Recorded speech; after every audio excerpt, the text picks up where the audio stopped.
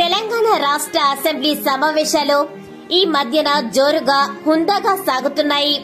Telangana assembly సమావేశాల్లో అధికార party అయిన కాంగ్రెస్ అధ్యక్షుడు సీఎం రేవంత్ రెడ్డి గారు రాష్ట్రానికి సంబంధించిన కొన్ని కీలక అంశాలను పొందుపరచడం జరిగింది.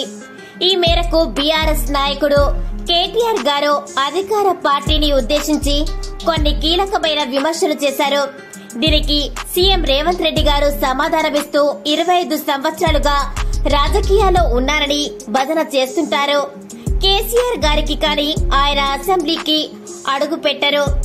సభకు సమయానికి రాని ఈ కేటీఆర్ గారు కూడా చర్చలు తప్పుదోవ పట్టిస్తున్నారు. ఇంకెంతకాలం తండ్రుల పేర్లు చెప్పుకొని బ్రతుకుతారని చాలా ఘాటుగా తీవ్రమైన విమర్శలు చేశారు. ప్రతిపక్ష పార్టీ బీఆర్ఎస్ నాయకుడు కేటీఆర్ గారు దానికి బదిలిస్తూ వారసత్వం గురించి ఎవరిని అంటున్నారో, రాహుల్ గాంధీని అంటున్నారా, రాజీవ్ గాంధీని అంటున్నారా అని కేటీఆర్ గారు కౌంటర్ ఇచ్చారు. పుట్టినరోజే విమర్శల పాలయ్యారా అంటూ నెటిజన్స్ కామెంట్స్ చేస్తున్నారు. హరీష్ రావు గారు మాట్లాడుతూ ఆర్టీసీకి అన్యాయం చేశారు అంటూ కొన్ని విమర్శలు చేశారు. డమ్మీ చెక్కులతోటి ఫోటోస్ కి ఫోజులు ఇచ్చారని, ఆర్టీసీ వారిని ఇబ్బందులకు గురి చేస్తున్నారని అన్నారు. ఇంకా హరీష్ రావు గారు మాట్లాడుతూ గతంలో టీడీపీ 100 కోట్లు, కాంగ్రెస్ 200 కోట్లు తీసుకొస్తే మా పార్టీ బీఆర్ఎస్ మాత్రం 1000 నుంచి 1500 కోట్లు తీసుకువచ్చి ఆర్టీసీకి న్యాయం చేకూర్చామని అన్నారు. 43% ఫిట్మెంట్ తో మా బీఆర్ఎస్ పార్టీ ఆర్టీసీ వారికి అందించామని హరీష్ రావు గారు పొన్నం ప్రభాకర్ గారిపై విరుచుకుపడ్డారు.